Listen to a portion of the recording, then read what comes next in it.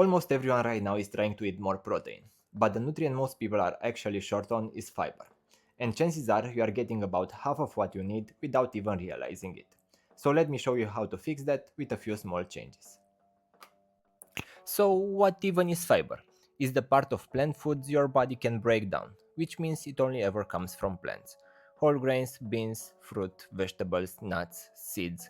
Basically, if it never grew out of the ground, it has no fiber at all. Now there are actually two kinds of fiber and they do really different things. The first is soluble fibers, which dissolves into a kind of gel that slows everything down, keeps your blood sugar steady, and some of it is literally food for the trillions of bacteria living in your gut.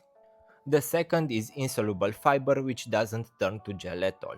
Instead, it adds bulk and helps push everything through your digestive system.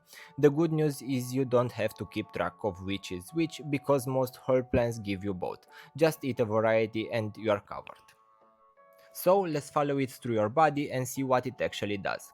It starts in your stomach, where soluble fiber soaks up water and thickens into a gel, so your food leaves more slowly and you stay full for longer. And because fiber gives you very little usable energy compared to other carbs, it fills you up without really adding calories. Next, in your small intestine, that same gel coats the wall, so instead of sugar flowing into your blood all at once, it trickles in slowly and your energy stays steady. And finally, down in your colon, your gut bacteria ferment the soluble fibers into fuel for your gut lining, while the insoluble fiber soaks up water, adds bulk, and keeps everything moving on schedule. So, how much fiber do you actually need? For most adults, it's about 25 to 38 grams a day, but most people get around half of that, maybe 15 grams. Why? Because a lot of what we eat has fiber taken out. Take fruit for example. When you eat a whole orange, you get the fiber, but when you drink orange juice, most of that fiber is gone.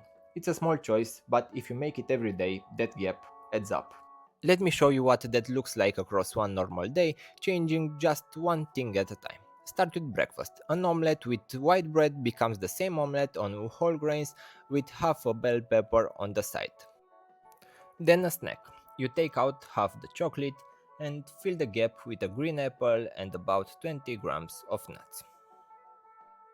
At lunch, that mashed potato and meat, just get a big bowl of salad next to it. And at dinner you spoon a pea sauce over your plain pasta and that alone brings the fiber. And that's really the whole pattern. Sometimes you swap the base and sometimes you just add something fiber rich next to what you are already eating. One quick thing before you go all in, build up slowly rather than all at once. Add a bit more every few days and drink a little more water while you are at it because your gut bacteria need a week or two to adjust. And yes, you can technically overdo it, though it's rare and it almost always comes from ramping up too fast. If you've got a gut condition like IBS, take it especially slow and check in with your doctor or a dietitian about what's right for you. Here's a trick that sounds fake but is completely real. Cook your potatoes, rice or pasta, then let them cool in the fridge overnight. As they cool, some of the starch reforms into what's called resistant starch and your gut bacteria can ferment part of it just like they do with fiber.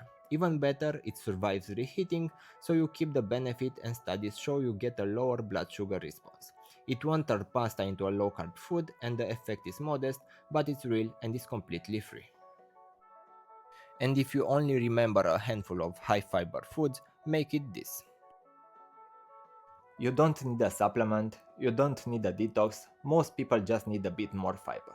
So pick one change and start today. Your future self will thank you.